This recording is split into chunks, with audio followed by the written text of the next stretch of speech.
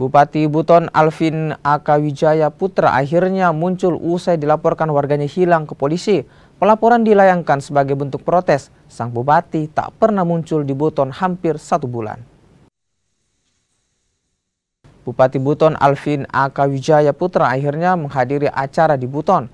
Putra mantan Gubernur Sulawesi Tenggara ini juga angkat bicara perihal dirinya tak pernah berada di Buton selama hampir 1 bulan.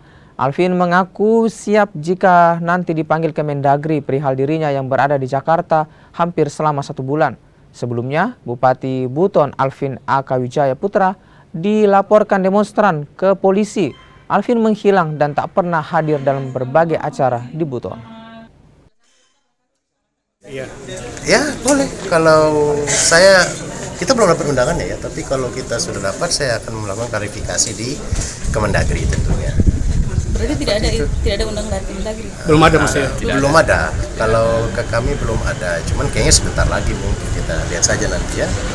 Kita lihat saja nanti buat klarifikasinya seperti apa. Ya kita akan turut prosedur toh. Ya kan, kalau mereka mengundang kita datang. Kita menjelaskan apa yang kita lakukan di Jakarta sesuai dengan fakta-fakta. Sesuai dengan fakta-fakta kita akan jelaskan hari ini kita ini, hari ini kita itu, seperti itu.